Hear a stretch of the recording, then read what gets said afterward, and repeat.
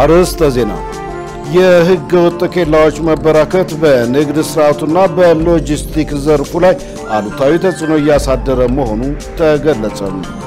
ኢትዮጵያ የኒውክሌር ሳይንስ ላይ ኢንቨስት እያደረገች ነው ሲሉ ምክትል ጠቅላይ ሚኒስትር ተመስገን ጥሩነህ ገለጹ። ከውጭ እስራኤል አዲስ ጥቃትን ለመፈጸም በሰሜናዊ ጋዛ የሚገኙ ነዋሪዎች ለቀው እንዲወጡ ትዕዛዝ አውጥታለች ተባለ።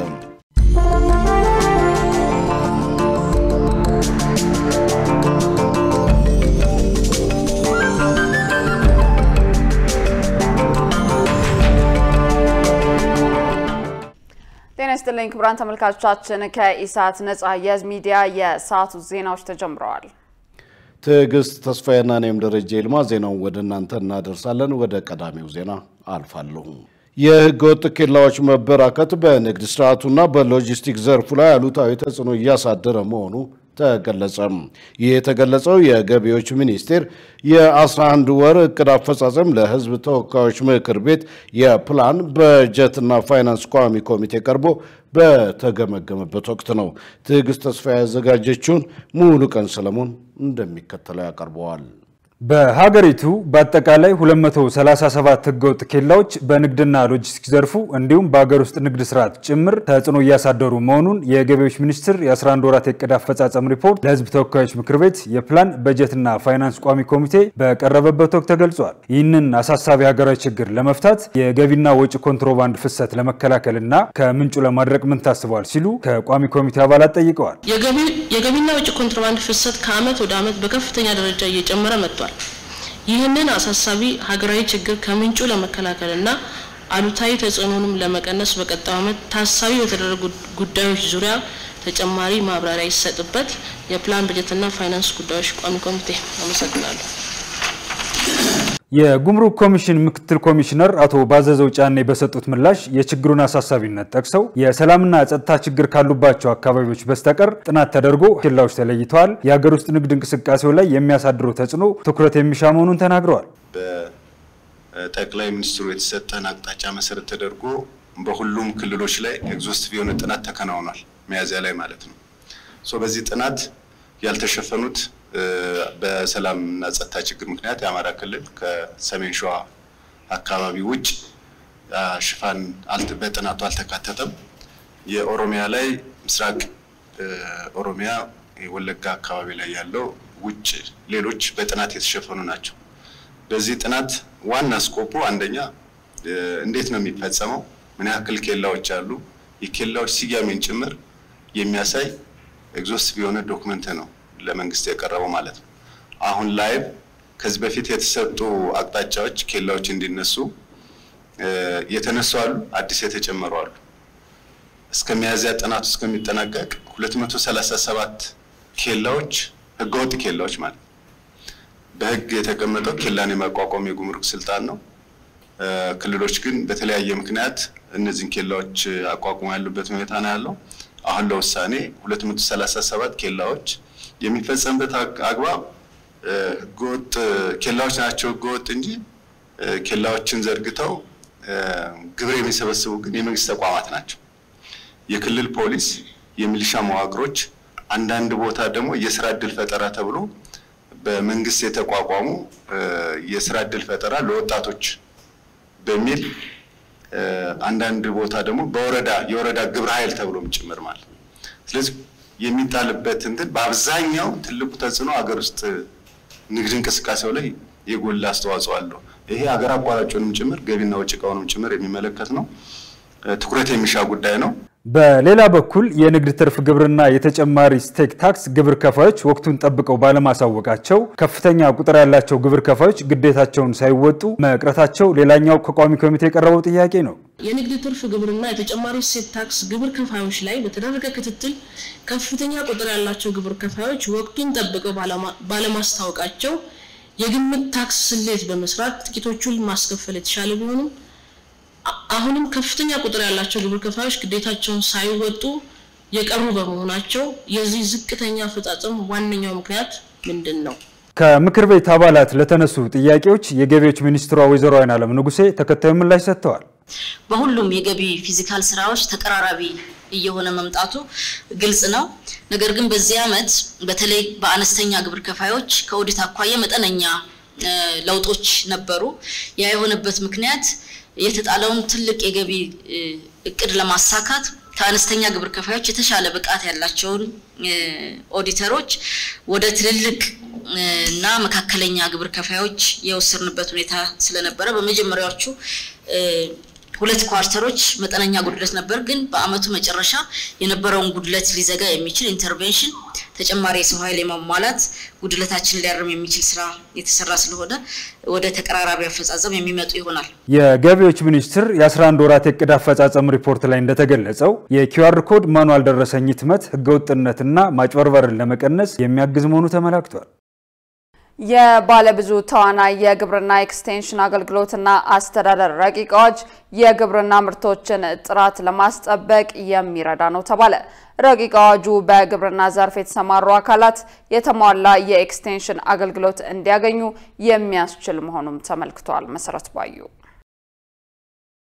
የግብርና ሚኒስቴር የባለብዙ ተዋናያን የግብርና ኤክስቴንሽን አገልግሎትና አስተዳደር ረቂቅ አዋጅን አስመልክቶ በህዝብ ተወካዮች ምክር ቤት የግብርና ጉዳዮች ቋሚ ኮሚቴ የአስረጂ መድረክ አካሂዷል ረቂቅ አዋጁ አርሶ አደሮችን አርብቶ አደሮችን ባለሀብቶችና በዘርፉ የተሰማሩ አካላትን ተጠቃሚ እንደሚያደርግ ተገልጿል አዋጁ የምዝገባ መስፈርቶችን ማዘጋጀት የብቃት ማረጋገጫ መስጠት የጥራት መጓደል ችግሮች ሲኖሩ ማስጠንቀቂያ ከመስጠት ጀምሮ የብቃት ማረጋገጫ ማገድ እርምጃዎችን በውስጡ ይዟል የቋሚ ኮሚቴው አባላት እንዲሁም ከምክር ቤቱ የህግ ክፍል በአዋጁ ውስጥ መካተትና መሻሻል አሉባቸው ያሏቸውን ጉዳዮች አቅርበዋል የግብርና ኤክስቴንሽን አገልግሎትና ስርዓቱ ዲጂታላይዝ በሆነ መንገድ ከመመዝገብና ከማደራጀት በስተቀር ለሁሉም አርሶ አደሮችና አርብቶ አደሮች አገልግሎቱን መሬት ላይ በሚተገበር መልኩ እንዴት በዲጂታል ቴክኖሎጂ ሊሰጣቸውና ሊያገኙ ይችላሉ የኢኮኖሚ ጀርባ አጥንት ግብርናው በሆነባትና ለሌላ ኢኮኖሚ ዘርፍ እድገት መሰላል ይሆናል ተብሎ ተስፋ በሚጣልበት የግብርና ዘርፍ ላይ የኤክስቴንሽን አገልግሎቱን ሁለንተናዊ በሆነ መልኩ በነፃ ማቅረብና ማበረታታት ማነቃቃት ሲገባ በክፍያ ለማድረግ ማሰብ ራዕያችንን እውን ያደርገዋል ተብሎ ይታሰባል ወይ ገበሬው ግብአት ምርጥ ዘር ይፈልጋል ስለ ግብርና ስናወራ ስለ ሰብል ብቻ አይደለም እንስሳት አለ እንስሳት ውስጥ ጤናው አለ እንስሳት ውስጥ እርባታው አለ የተፈጥሮ ሀብቱ አለ ስለዚህ እሱን ከሀገር በቀል ዕውቀቶችም ጋር ለሰው ጤና ትኩረት ይሰጠው እንደምንለው ለሀገር በቀል ዕውቀቶችም ትኩረት የሚሰጥበትና የኤክስቴንሽኑ አካል የሚሆንበት ሁኔታ ቢካተት ለማለት ነው ለተነሱ ጥያቄዎች የግብርና ባለስልጣንን ጨምሮ የግብርና ሚኒስቴር የሥራ ኃላፊዎች ምላሽና ማብራሪያ ሰጥተዋል ኃላፊዎቹ በሰጡት ምላሽ የግብርና ኤክስቴንሽን በአዋጅ ደረጃ ሲወጣ ይህ የመጀመሪያ መሆኑን ገልጸው የሌሎች ሀገራት ተሞክሮን በማካተት አዋጁ መዘጋጀቱንና አገልግሎቱ ቴክኖሎጂን መሰረት ባደረገ መልኩ መዘጋጀቱን ጠቁመዋል ይሄ አዋጅ መሰረት የሚያደርገው የኤክስቴንሽን አገልግሎት ጥራት ደረጃ የጠበቀ ለአርሶ አደሩ በሁሉም ቦታ ተደራሽ ከማድረግ አንፃር ነው ይሄን ሲያደርግ የትኛውም አገልግሎት የኤክስቴንሽን አገልግሎት ጥራቱ የተጠበቀ ደረጃ የወጣለት በማንኛውም አካል የሚሰጥ ማለት ነው ከዚህ በፊት በተለያዩ አካላት የሚሰጡ የተመዘገቡ ደረጃቸው የጠበቁ ስላልሆኑ በዚህ አዋጅ የተመዘገቡ ደረጃቸው የተጠበቀ ቁጥጥር የሚደረግባቸው የአገልግሎት አይነቶች ለሁሉም አርሶ አደር ተደራሽ እንዲሆን ከማድረግ ፍላጎት ነው ግብርና ኤክስቴንሽን አገልግሎትም ለማንኛውም ዜጋ በየትኛውም አካባቢ በየትኛውም ወቅት የኤክስቴንሽን አገልግሎትን በስታንዳርዱ መንግስት ያቀርባል ይሄ የሚያቀርበው የኤክስቴንሽን አገልግሎት በነፃ ለማንኛውም ዜጋ የሚሰጥ በየትኛው ሩቅም ቦታ ይሁን አክሰሰብልም ይሁን መሰረተ ልማትን አሟልተን የሚፈለገውን ሪኳየርመንት አሟልተን በሚገባው ደረጃ ተመዝግቦ የጥራት ቁጥጥር ኢንስፔክት እየተደረገ ቁጥጥር እየተደረገበት በየጊዜው አዳጊ በሆነ መልኩ የተሻሻለ አገልግሎት የምንሰጥበት መሆኑንና የመንግስት የኤክስቴንሽን አገልግሎት የህልውና ጉዳይ ነው ብለን ነው የምንወስደው የባለብዙ ተዋናያን የግብርና ኤክስቴንሽን አገልግሎትና አስተዳደር ረቂቅ አዋጅ በዘርፉ የተሰማሩ አካላት ጥራቱን የጠበቀ ኤክስቴንሽን አገልግሎት እንዲያገኙ የሚያስችል መሆኑ ተገልጿል ኢትዮጵያ የኒውክሌር ሳይንስ ላይ ኢንቨስት እያደረገች ነው ሲሉ ምክትል ጠቅላይ ሚኒስትር ተመስገን ጥሩነህ ገለጹ። ምክትል ጠቅላይ ሚኒስትሩ ይህንን ያሉት ዓለም አቀፉ የአቶሚክ ኃይል ኤጀንሲ የጨረር ሕክምና ተስፋ በሚል መሪ ሐሳብ ባዘጋጀው የውይይት መድረክ ላይ ባደረጉት የመክፈቻ ንግግር ነው። ኢትዮጵያ የኒውክሌር ሳይንስን የምትጠቀምበት በሽታዎችን ለማከም ብቻ ሳይሆን በሽታዎች ከመከሰታቸው በፊት አስቀድሞ በመከላከል የበርካቶችን ሕይወት ለመታደግም ጭምር ነው ብለዋል። ኢትዮጵያ የዓለም አቀፍ የአቶሚክ ኃይል ኤጀንሲ አባል የሆነችው በቀዳሚነት መሆኑን ጠቅሰው ኢትዮጵያ እንደዚህ አይነት ዓለም አቀፍ ትብብሮች ለጋራ ችግሮች የጋራ መፍትሄ እንደሚያስገኙ እምነት አላት ነው ያሉት። ጋዜጣ ፕላስ እንዳስነበበው የዓለም አቀፍ ሁኔታዎች ተለዋዋጭ መሆን የልማት ድጋፎች ላይ ሊገመት የማይችል ተግዳሮት እያመጡ ሲሆን በእነዚህ ምክንያቶች የጤና ዘርፉ እንዳይጎዳ ትኩረት ማድረግ ያስፈልጋል ብለዋል። ከክልሎች ጋር በመነጋገር ተፈናቃዮችን ወደ ቀያቸው የመመለስ ስራ እየተሰራ እንደሆነ ተገለጸ። ይሁን እንጂ በኢትዮጵያ አደጋ ስጋት ስራ አመራር ኮሚሽን በኩል የየትኞቹ አካባቢ ተፈናቃዮች እየተመለሱ እንደሆነ አልተገለጸም። መሳይ ገዛሃይ ተጨማሪ አላት። ሰዎች በተፈጥሮና በሰው ሰራሽ ምክንያት ከሚኖሩበት አካባቢ በድንገት ይፈናቀላሉ። በኢትዮጵያም ግጭት ካሉባቸው አካባቢዎች ዜጎች እየተፈናቀሉ እንደሆነም ይታወቃል። የኢትዮጵያ አደጋ ስጋት አመራር ኮሚሽን ከክልሎች ጋር በጋራ በመሆን ተፈናቃዮችን ወደ ቀያቸው የመመለስ ስራ እንደሚሰራ ባወጣው መረጃ ያመለክታል። ይሁንና በተለያየ ጊዜ ተፈናቃዮች ወደ ነበሩበት ቦታ እንዲመለሱ በተደጋጋሚ ሲጠይቁ ይስተዋላል። ይህንን መነሻ በማድረግ ተፈናቃዮችን ወደ ነበሩበት መመለስና ማቋቋም ላይ ምን እየተሰራ ነው ሲል ኢሳት ነፃ የህዝብ ሚዲያ የኢትዮጵያ አደጋ ስጋት አመራር ኮሚሽን የህዝብ ግንኙነትና ኮሙኒኬሽን ስራ አስፈጻሚ ዶክተር አለማየሁ ውጫቶን ጠይቋል። በተለያዩ ጊዜ በተለያየ ምክንያት ከቤታቸው ከቀያቸው የተፈናቀሉትን ወገኖች ወደ ቦታቸው የመመለስ ወደ ነበሩበት አካባቢ የመመለስና መልሶ የማቋቋም ስራ በየጊዜ እየተከናወነ ያለ ነው። ይህንንም በተለያዩ ተቋማት አማካይነት በመንግስት ደረጃ በሚገባው በህጋዊ መስመር ወይንም ባለው እቅድ የሚያስኬደው እንደተጠበቀ ሆኖ በተለያዩ ተቋማት አማካይነት በሃይማኖት አባቶች አማካይነት በባህል ሽማግሌዎችና መሪዎች አማካይነት ክልል ከክልል ጋር ባለው ኢንተራክሽን አመራር ከአመራር ባለው ኢንተራክሽን ወደ ነበሩበት ቦታ የመመለስ ስራ በጣም በሰፊ ነው እየተሰራ ያለው። በተቋሙ በተደረገ ጥናት አማካኝነት 95% የሚሆኑ ተፈናቃዮች ወደ ነበሩበት ለመመለስ ከፍተኛ ፍላጎት እንዳላቸው እንደሚያመለክት ተገልጿል። በዚህም ላይ ተቋሙ ከተፈናቃዮችና ጉዳዩ ከሚመለከታቸው ጋር በመምከር ከተረጅነት እንዲወጡ ለማድረግና ወደ አካባቢያቸው እንዲመለሱ ስራዎችን ሲሰራ መቆየቱን ስራ አስፈጻሚው ለኢሳት ተናግረዋል። እነዚህ ተፈናቃዮች በአንድ ጊዜ አንድ ያውጥተሽ የምትመልሽ ነገር አይደለም። ለምን ያንዳንዱ ቀዬ ራሱ የሆነ መንገድ አለው፣ ራሱ የሆነ የአኗኗር ዘይቤ አለው፣ ራሱ የሆነ ምክንያቱም ከክልል አክሮስ ክልል የተፈናቀሉ አሉ፣ አካባቢ ውስጥ ያሉ በተለያየ ምክንያት የተፈናቀሉ አሉ።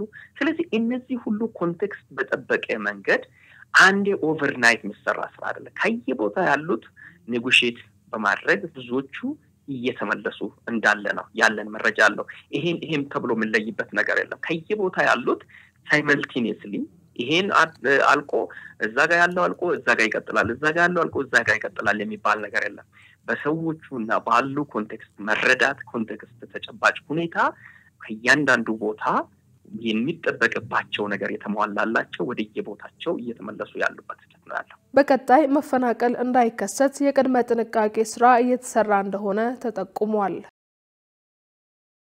ክቡራን ተመልካቾቻችን ከኢሳት ነፃ የህዝብ ሚዲያ ዜናዎቻችን እንደቀጠሉ ናቸው። በቀጣይነት ደግሞ የቢዝነስ መረጃዎችን ወደ እናንተ የምናደርስበት ሰዓት ላይ ደርሰናል። የቢዝነስ መረጃዎችን ወደ እናንተ ልታደርስ ባልደረባችን መሰረት ባዩ እየጠበቀችን ነው። ወደ መረጃዎቹ እናልፋለን።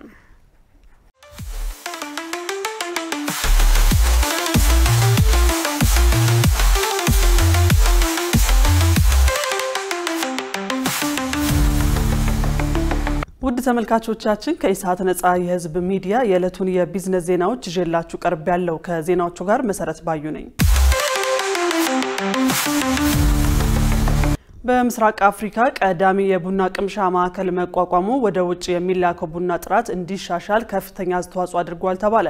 በምስራቅ አፍሪካ ቀዳሚ የሆነ የቡና ቅምሻ ማዕከል መቋቋሙ ወደ ውጭ የሚላከው ቡና ጥራት እንዲሻሻልና የውጭ ድርጅቶች በዘርፉ እንዲሰማሩ ከፍተኛ አስተዋጽኦ እያደረገ መሆኑን የኢትዮጵያ ቡናና ሻይ ባለስልጣን አስታውቋል። የባለስልጣኑ ምክትል ዋና ዳይሬክተር ሻፊ ኡመር ለኢዜአ እንደገለጹት የቡና ጥራትን ለማሻሻል የቡና ቅምሻ ማዕከል ማዕከላትን ማስፋፋት አስፈላጊ ነው። በምስራቅ አፍሪካ ቀዳሚ የሆነ የቡና ቅምሻ ማዕከል መቋቋሙ ወደ ውጭ የሚላከው ቡና ጥራት እንዲሻሻልና የውጭ ድርጅቶች በቡና ዘርፍ እንዲሰማሩ ከፍተኛ አስተዋጽኦ እንደሚያበረክት ገልጸዋል። በአረንጓዴ አሻራ መርሃ ግብር ከ8 ቢሊዮን በላይ የቡና ችግኞች በመተከላቸው ምርታማነት እንዲሻሻልና ወደ ውጭ የሚላከው ቡና መጠን እንዲጨምር አድርጓል ነው ያሉት። በዘርፉ የመጡ ለውጦች በቅርብ ዓመታት ውስጥ ከቡና ወጪ ንግድ የሚገኘው ገቢ ከ3 እጥፍ በላይ እንዲያድግ ችሏል ብለዋል። በበጀት ዓመቱ 11 ወራት 409605 ቶን ቡና መላኩንና ከፍተኛ ገቢ መገኘቱን ገልጸዋል። በቡና ዘርፍ የተደረገው ማሻሻያ ፍቃድ የተሰጠው አርሶ አደር ወደ ውጭ ቀጥታ እንዲልክ እድል መፈጠሩንና በዚህም ከ100 በላይ አርሶ አደሮች የቡና ምርታቸውን ቀጥታ ወደ ውጭ መላክ መጀመራቸውን አንስተዋል። አዲስ የገበያ ስትራቴጂዎችን ለማስፋት በተነደፈው ስትራቴጂ መሰረት በተያያዘው ዓመት ወደ አዳዲስ 20 ሀገራት መላክ መጀመሩንም ገልጸዋል። የቡና ምርታማነት በምርምርና በእውቀት ለመደገፍ በቡና አብቃይ አካባቢዎች ካሉ ከፍተኛ ትምህርት ተቋማት ጋር በጋራ እየተሰራ ይገኛል ብለዋል። ኢትዮጵያ የኦጋዴን የተፈጥሮ ጋዝ ኤክስፖርት ፕሮጀክት ሰረዘች።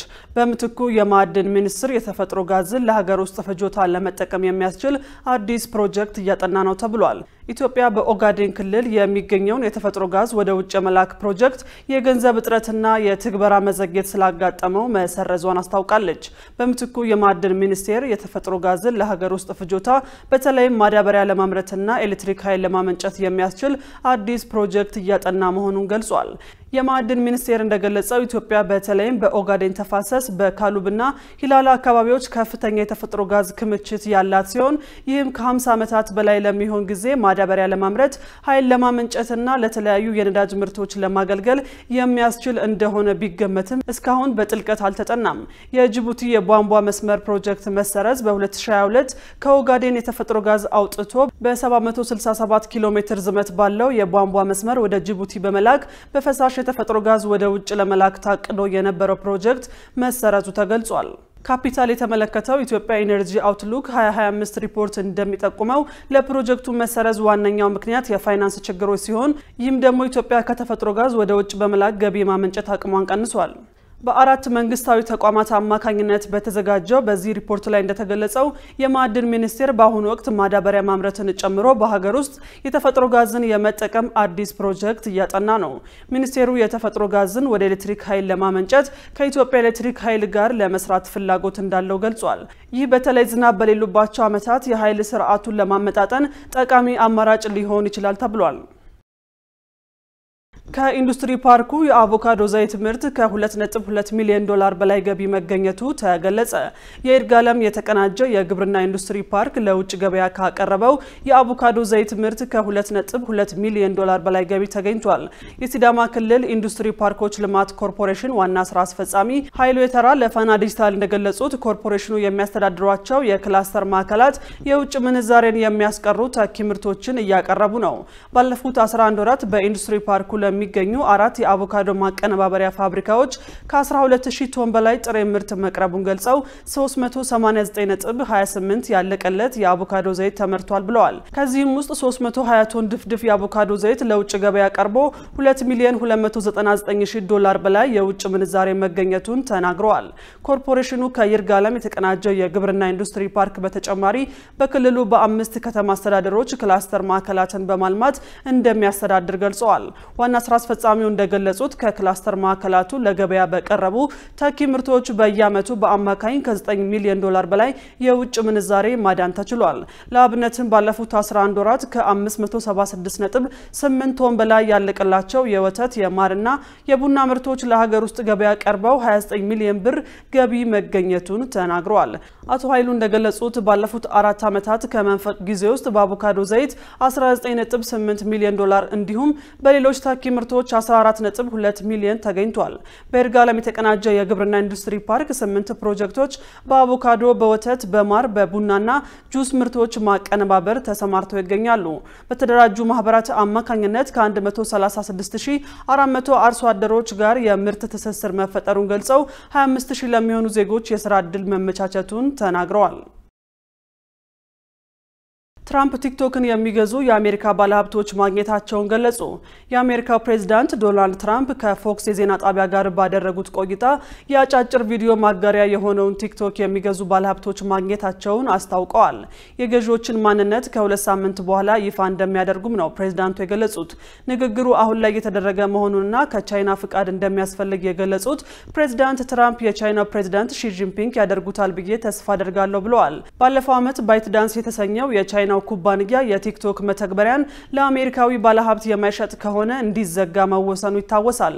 ሆኖም የአሜሪካው ፕሬዝዳንት ዶናልድ ትራምፕ ለሁለተኛ ጊዜ ወደ ስልጣን በመጡ ጊዜ ሊዘጋ የነበረውን ቲክቶክ በ3 ወር አራዝመው ለአሜሪካዊ ድርጅት እንዲሸጥ ጥሪ አቅርበው ነበር።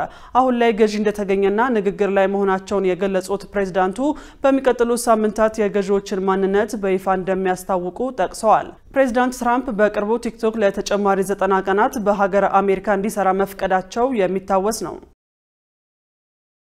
ውድ ተመልካቾቻችን አሁን ደግሞ በእለቱ በተመረጡ ባንኮች ያለውን የውጭ ምንዛሬ ዋጋና የብሔራዊ ባንክ የወርቅ ግብይት መረጃ ተከታትለን እንመለስ።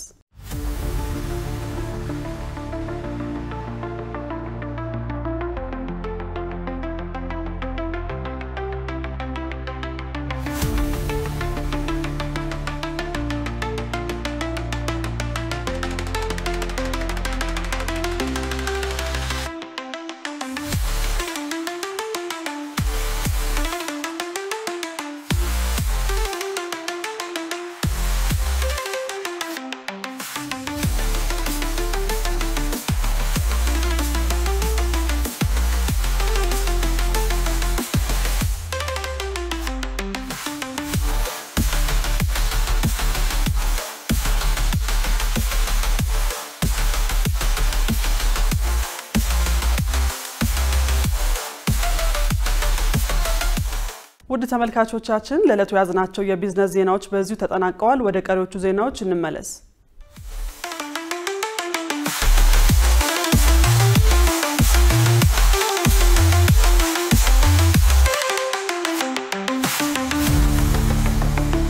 ውድ ተመልካቾች ከኢሳት ነጻ የህዝብ ሚዲያ የሰዓቱ ዜና ወደ እናንተ መድረሱ እንደቀጠለ ነው። አሁን ደግሞ ወደ ውጭ ዘገባዎች እናልፋለን።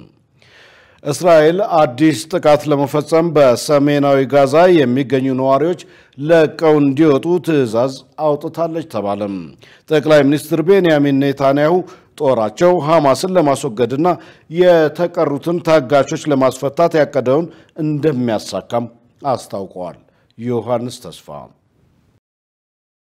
እስራኤል በጋዛ ባደረሰችው የአየር ጥቃት በርካታ ሰዎች ሞተዋል። ከሟቾቹ መካከል የተወሰኑት ከአልማዋሲ አካባቢ የተፈናቀሉና በካምፕ ውስጥ የተገደሉ የአንድ ቤተሰብ አባላት ናቸው። ከተጎጂዎች መካከል ህፃናትም ይገኙበታል። ተኝተን ባለንበት ቦምብ አዘነቡብን። ምንም አይነት ጥፋት አላጠፋንም። 2 ልጆች የሞቱብኝ፣ ሌሎቹ ደግሞ በጽኑ ህሙማን እንክብካቤ ውስጥ ናቸው። እስራኤል ለሰሜን ጋዛ አዲስ የጅምላ ስደት ትዕዛዝ አውጥታለች። ለመጪው ከፍተኛ ወታደራዊ እርምጃ ማስጠንቀቂያ የሚሆን ነውም ተብሏል። በጋዛ ከተማና ጃባሊያ አካባቢ ባሉ ሰፈሮች ውስጥ ያሉ ሰዎች ወደ ደቡብ አልማዋሲ የባህር ዳርቻ አካባቢ እንዲሄዱም ታዘዋል። ዱቄት የለንም፣ ምንም መገልገያ የለንም፣ ምግብም ሆነ ውሃ የለንም። ከአንዱ ወደ ሌላ ቦታ እየተንከራተትን ነው። ይሄ በእኛ ላይ እንዲደረግ ያጠፋነው ምንድነው? ሁላችንም በሰቆቃ ውስጥ ነን። ሁላችንም ታመናል። እባካችሁ አንዳችሁ መፍትሄ ፈልጉልን። Find a solution for us. እስራኤል ጥቃቷን እያጠናከረች ባለችበት በዚህ ወቅት ዶናልድ ትራምፕ የ20 ወራቱን ጦርነት ለማስቆም በሚደረገው ውይይት ላይ ሁለቱም ወገኖች ቁርጠኛ ሆነው እንዲሳተፉ አሳስበዋል። ትራምፕ በትሩዝ ማህበራዊ ገጻቸው ላይ ሲጽፉም በጋዛ ጉዳይ ላይ ስምምነት አድርጉ፣ ታጋቾቹም ይመለሱ በማለት ለሁለቱም ተዋጊዎች መልእክት አስተላልፈዋል። የእስራኤሉ ጠቅላይ ሚኒስትር በበኩላቸው በዚህ ወር ከኢራን ጋር ያደረግነው ጦርነት ከጋዛ ታጋቾችን ለመመለስ በር ከፍቶልናል በማለትም ለአዲስ ጦርነት እየተዘጋጁ መሆናቸውን ጠቁመዋል። አንድ ለነግራቸው የምፈልገው ነገር ቢኖር የሰሞኑን ድላችንን ተከትሎ ብዙ ድል ተከፍቶልናል። የቅድሚያ የሚሰጠው የታጋቾች ጉዳይ ሆኗል። ለጋዛ ጉዳይ መፍትሄ በመስጠት ሐማስን ማጥፋት ቢኖርብናል። ሁለቱንም ግን እንደምናሳካም አምናለሁ። በዓለም አቀፉ የቀይ መስቀል ኮሚቴ የህዝብ ግንኙነት ኃላፊ የሆኑት ሳራ ዴቪስ ጋዛውያን በአፋጣኝ ወደ አልማዋሲ እንዲሄዱ መታዘዛቸው የስነ ልቦና ውስብስብ ችግሮችን ሊያስከትል እንደሚችል እንዲህ ያስረዳሉ። The psychological impacts of this conflict of the last 20 months የግጭት ባለፉት 20 ወራት ውስጥ ያስከተለውን የስነ ልቦና ተጽዕኖ ለመረዳት የስነ ልቦና ባለሙያዎችን አነጋግሬያለሁ። ከባድ ጠባሳ ይኖረዋል። ብዙ ሰዎች ለብዙ 10 ዓመታት የዚህ ጠባሳ ተጠቂም ይሆናሉ። በዚህ ግጭት ውስጥ ልጆች እየተወለዱ እያደጉ ነው። በጦርነት ውስጥ መኖራቸውን ብቻ የሚያስታውሱት የ5 የ6 እና የ7 ዓመት ህጻናት ይኖራሉ። ቤተሰቦቻቸው ሌላ ሌሊት በሰላም እንደማያድሩ የሚያውቁ ወላጆች የማያቋርጥ ፍርሃትና ጭንቀት ይሰማቸዋል። ምንም አይነት የወደፊት ተስፋ እንደሌላቸው የሚናገሩ ሰዎችንም አነጋግሬያለሁ። ምክንያቱም በየቀኑ በህይወት መትረፍ ላይ ማተኮር ስላለባቸው ነው። be alive tomorrow or be alive next week. ጦርነቱ አብዛኛው የጋዛ ህዝብ በተደጋጋሚ እንዲፈናቀል ያደረገ ሲሆን አሁንም አስተማማኝ ቦታ ፍለጋ በመንከራተት ላይ ናቸው። ባለፉት 20 ወራት ውስጥ አንዳንድ ጊዜ ከ15 በላይ የልቀቁ ትዕዛዞች ይደርሳቸዋል። ከነዚህ ውስጥም አንዱን በተቀበሉ ቁጥር ያላቸውን ንብረት ሁሉ ማሸግና መሸከም ይኖርባቸዋል። መረጃውን ስናጠናቀር አልጀዚራ፣ ሲኤንኤን እና ሚድል ኢስት ሞኒተርን በዋቢነት ተጠቅመናል። ኢራን የኒውክሌር ፕሮግራሟን ፈጽማ እንደማታቆም አስታወቀች። የዓለም አቀፉ አቶሚክ ኃይል ኤጀንሲ ኢራን በወራት ውስጥ ዩራኒየም ማበልጸግ እንደምትችል ገልጿል። ሸሪፍ ኢማም ተጨማሪ አለው።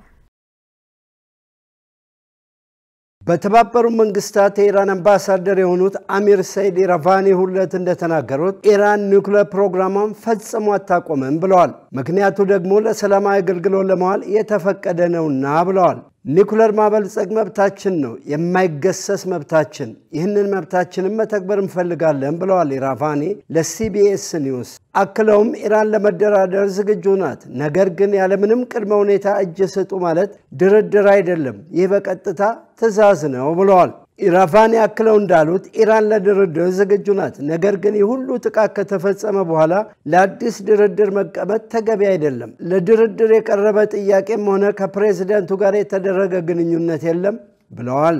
የኢራን የተባበሩት መንግስታት መልእክተኛ ከመንግስታቸው በኩል ዓለም አቀፉ አቶሚክ ኢነርጂ ዳይሬክተር ጀነራል ራፋኤል ግሮሲ ወይም የኤጀንሲው ኢንስፔክተሮችን በተመለከተ በአንዳንድ የኢራን ባለስልጣናት እስራኤል ጥቃት እንድትፈጽም አግዘዋል በሚል የሚወቅሱትን ጨምሮ አንዳች ስጋት አለመኖሩን ክደዋል። የዓለም አቀፉ አቶሚክ ኢነርጂ ኢንስፔክተሮች አሁን ላይ በኢራን ይገኛሉ፣ ነገር ግን በኢራን የኒውክሌር ጣቢያዎች የመገኘት ፍቃድ አላገኙም ብለዋል። አንዳች ስጋት የለም ያሉት ኢራቫኒ የኢራን ፓርላማ ከዓለም አቀፉ አቶሚክ ኢነርጂ ኤጀንሲ ጋር የሚኖር ትብብር እንዲቋረጥ መወሰኑን ተናግረዋል። ተቆጣጣሪዎቹ በኢራን ይገኛሉ በደህና ሁኔታ ብለዋል። ይሁን እንጂ ተግባራቸውን መከወን አይችሉም ብለዋል። ወደ ኒውክሌር ጣቢያዎች እንዲገቡ አይፈቀድም፣ በእኛ ግምገማ ስራቸውን ሰርተዋል ብለን አናምንምና።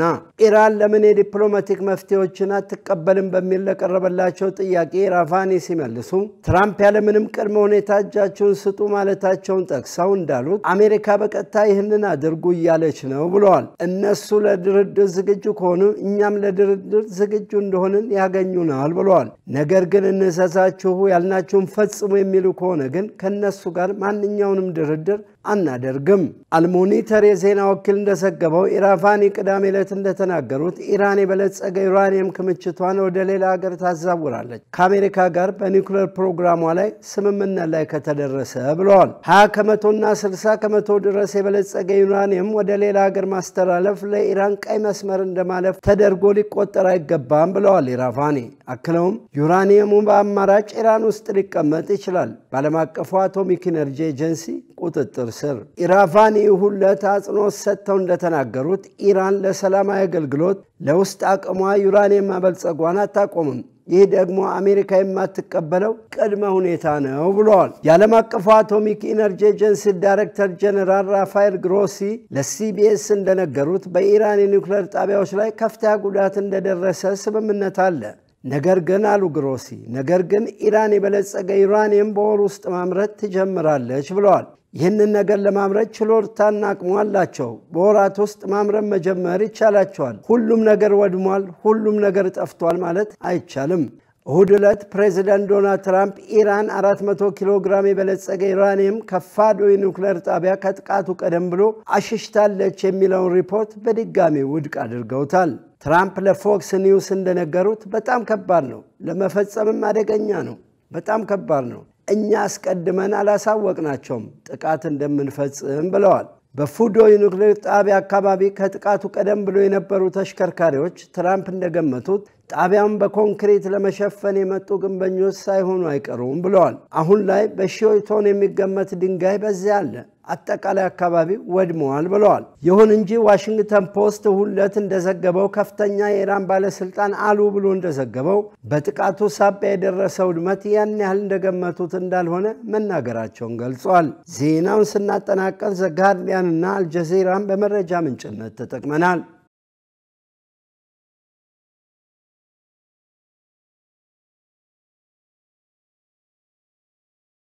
ውድ ተመልካቾች ከኢሳት ነፃ የህዝብ ሚዲያ የሰዓቱ ዜና ወደ እናንተ መድረሱን እንደቀጠለ ነው።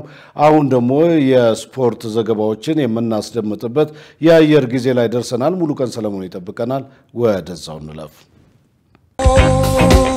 ለጤንነት ለምት ለወዳጅነት ሰላም ጤና ይስጥልን ተመልካቾቻችን ከኢሳት ነፃ የህዝብ ሚዲያ ለዕለቱ ያዘጋጀናቸውን ስፖርታዊ መረጃዎች ይዘን ቀርበናል። ከመረጃዎቹ ጋር ሙሉቀን ሰለሞን ነኝ። ኢትዮጵያን ወክለው የሚሳተፉ ወጣት አትሌቶችን ለመለየት በተደረገ የእድሜ ምርመራ ከ76 አትሌቶች መካከል 22ቱ ብቻ ምርመራውን ማለፋቸው ተገለጸ። የኢትዮጵያ አትሌቲክስ ፌዴሬሽን በናይጄሪያ አቤኩታ ከ18 ዓመት በታችና ከ20 ዓመት በታች አትሌቲክስ ሻምፒዮና ላይ ኢትዮጵያን ወክለው የሚሳተፉ አትሌቶችን ለመለየት በኢትዮጵያ ፖሊስ ሆስፒታል የፎረንሲክ ሜዲሲንና ስነ ምረዛ ምርመራ ክፍል ለ76 አትሌቶች የእድሜ ምርመራ ማድረጉን ገልጿል። በተደረገው የእድሜ ምርመራ መሰረትም ከ18 ዓመት በታች ከተመዘገቡ ወንድ አትሌቶች መካከል ምንም አይነት ከ18 ዓመት በታች የሌለ ሲሆን 4 አትሌቶች ከ20 ዓመት በታች ከ18 ዓመት በታች የተመዘገቡ ሴት አትሌቶች ውስጥ 2 አትሌቶች ብቻ ከ18 ዓመት በታች ሲሆኑ 9 አትሌቶች ከ20 ዓመት በታች ከ20 ዓመት በታች ከተመዘገቡ ወንድ አትሌቶች ውስጥ 2 አትሌቶች ብቻ ከ20 ዓመት በታች ከ20 ዓመት በታች ከተመዘገቡ ሴት አትሌቶች መካከል 5 አትሌቶች ብቻ ከ20 ዓመት በታች መሆናቸው ተረጋግጧል። በዚህም መሰረት ምርመራው ከተደረገላቸው 76 አትሌቶች መካከል 6 ወንድና 16 ሴት በድምሩ 22 አትሌቶች ብቻ ምርመራውን ማለፋቸውን ፌዴሬሽኑ አስታውቋል። ሻምፒዮናው ከጁላይ 16 እስከ 2025 በናይጄሪያ አቤኩታ ከተማ ይካሄዳል። እንግሊዝ ከ21 ዓመት በታች የአውሮፓ ዋንጫ ሻምፒዮን ሆነች። ከጁን 1 እስከ ጁን 28 2025 በስሎቫኪያ ሲደረግ የነበረው 25ኛው ከ21 ዓመት በታች የአውሮፓ ዋንጫ ውድድር በእንግሊዝ አሸናፊነት ተጠናቋል። እንግሊዝ በፍጻሜው ከጀርመን ጋር የተገናኘች ሲሆን ሃርቬይ ኤሊዮት፣ ሁቺንሰን እና ጆናታን ሮ ባስቆጠሯቸው ጎሎች ጨዋታውን 3-2 በማሸነፍ ሻምፒዮን ሆናለች። በዚህም የእንግሊዝ ከ21 ዓመት በታች ብሔራዊ ቡድን ለተከታታይ ለሁለተኛ ጊዜ በድምሩ ለአራተኛ ጊዜ ሻምፒዮን መሆን ችሏል። በፍጻሜው ጨዋታ ያስቆጠራትን 1 ጎል ጨምሮ በድምሩ 5 ጎሎችን ያስቆጠረው የሊቨርፑሉ ሃርቬይ ኤሊዮት የውድድሩ ምርጥ ተጫዋች ተብሎ ሲመረጥ፣ የጀርመኑ ኒኮል ትሜድ በ6 ጎሎች ኮከብ ግብ አግቢ ሆኖ አጠናቋል። የፊፋ የዓለም ክለቦች ዋንጫ የጥሎ ማለፍ ጨዋታዎች ካሳለፍነው ቅዳሜ ጀምሮ በመካሄድ ላይ ናቸው። ቅዳሜ ዕለት ፓልሜራስ ከቦታፎጎና ቼልሲ ከቤኔፊካ የተጫወቱ ሲሆን ፓልሜራስ ቦታፎጎን 1-0፣ ቼልሲ ቤኔፊካን በ120 ደቂቃ 4-1 በማሸነፍ ሩብ ፍጻሜውን ተቀላቅሏል። ትላንት እሁድ በተደረጉ ጨዋታዎች ደግሞ ፒኤስጂ ኢንተር ሚያምን 4-0 እና ባየር ሙኒክ ፍላሚንጎን 4-2 አሸንፈው ሩብ ፍጻሜውን ተቀላቅለዋል። በሩብ ፍጻሜው ፒኤስጂ ከባየር ሙኒክ የፊታችን ቅዳሜ ከምሽቱ 1 ሰዓት፣ ፓልሜራስ ከቼልሲ ከሌሊቱ 10 ሰዓት ይጫወታሉ። የጥሎ ማለፍ ጨዋታዎች ዛሬና ነገ የሚቀጥሉ ሲሆን ዛሬ ኢንተር ሚላን ከፍሉሚኔሴ ከምሽቱ 4 ሰዓት፣ ማንቸስተር ሲቲ ከአልሂላል ከሌሊቱ 10 ሰዓት ይጫወታሉ። ነገ ሪያል ማድሪድ ከጁቬንቱስ ከምሽቱ 4 ሰዓት እና ዶርትሙንድ ከሞንትሬይ ከሌሊቱ 10 ሰዓት ላይ ይጫወታሉ። የሩብ ፍጻሜ ጨዋታዎች ደግሞ የፊታችን አርብና ቅዳሜ ይደረጋሉ። በመጨረሻም ከጁን 16 ጀምሮ በተከፈተው የ2025 የተጫዋቾች የዝውውር መስኮት በርካታ የዝውውር መረጃዎች እየተሰሙ ይገኛሉ። ከነዚህ መካከል ጥቂቶቹን እንመልከት። የምዕራብ ለንደኑ ክለብ ቼልሲ የ23 ዓመቱን ብራዚላዊ ፊት መስመር ተጫዋች ጆዋ ፔድሮን ለማስፈረም ከብራይተን ጋር መስማማታቸው ተገልጿል። ቼልሲ ለጆዋ ፔድሮ ዝውውር 50 ሚሊዮን ፓውንድ እንደሚያወጣ ሲገለጽ ተጫዋቹ የ6 ዓመት ውል እንደሚፈርም ተዘግቧል። በነገራችን ላይ ባለፉት 3 ዓመታት ውስጥ ብቻ ቼልሲዎች በብራይተን ተጫዋቾች ላይ በድምሩ 253 ሚሊዮን ፓውንድ ጠቅላላ የዝውውር ወጪ ፈሰስ አድርገዋል። ያውኑን የጆዋ ፔድሮ 50 ሚሊዮን ፓውንድ ዝውውር ጨምሮ ቼልሲዎች ማርክ ኩኩሬላን በ63 ሚሊዮን ፓውንድ፣ ሞይሴስ ካይሴዶን በ115 ሚሊዮን ፓውንድ እና ሮበርት ሳንቼዝን በ25 ሚሊዮን ፓውንድ ከብራይተን ማስፈረማቸው ይታወቃል። በሌላ መረጃ በአሰልጣኝ ኦሌ ጉናር ሶልሻየር የሚመራው የቱርኩ ክለብ ቤሺክታሽ የሮማ ተጫዋች የሆነውን እንግሊዛዊ አጥቂ ታሚ አብርሃምን 20 ሚሊዮን ዩሮ በሚጠጋ የዝውውር ዋጋ ለማስፈረም ከስምምነት ላይ መድረሱን ፋብሪዚዮ ሮማኖ ዘግቧል። ኖቲንጋም ፎረስቶች ደግሞ በፊፋ የዓለም ክለቦች ውድድር ላይ ጥሩ ብቃት ሲያሳይ የነበረውን የቦታፎጎን አጥቂ ጎርጀስን ለማስፈረም ተቃርበዋል እየተባለ ነው። ተጫዋቹ በጫካዎቹ ቤት እስከ 2030 የሚያቆየውን የ5 ዓመታቱን ለመፈረም የተስማማ ሲሆን የዝውውሩ ዋጋም 10 ሚሊዮን ፓውንድ እንደሚሆን ተነግሯል። የ2025ቱ የክረምቱ የዝውውር መስኮት እስከ ሴፕቴምበር 1 2025 ድረስ የሚቆይ በመሆኑ በርካታ ዝውውሮች ይጠበቃሉ። ተመልካቾቻችን ከኢሳት ነጻ የህዝብ ሚዲያ ለዕለቱ ያዘጋጀናቸው ስፖርታዊ መረጃዎቻችን የተከታተላችኋቸውን ይመስሉ ነበር። ከመረጃዎቹ ጋር ሙሉቀን ሰለሞን አብራችሁ ቆየው። መልካም ጊዜ ይሁንላችሁ። ለጤንነት ለምርት ለወዳጅነት ክቡራን ተመልካቾቻችን ከኢሳት ነጻ የህዝብ ሚዲያ ለሰዓቱ ያዝናቸው ዘገባዎች ይህንን ይመስሉ ነበር። ትዕግስት ተስፋዬና እኔም ደረጀ ይልማ ዜናውን ወደ እናንተ አድርሰናል። ከቀሪ የኢሳት ዝግጅቶች ጋር ሰናይ ጊዜ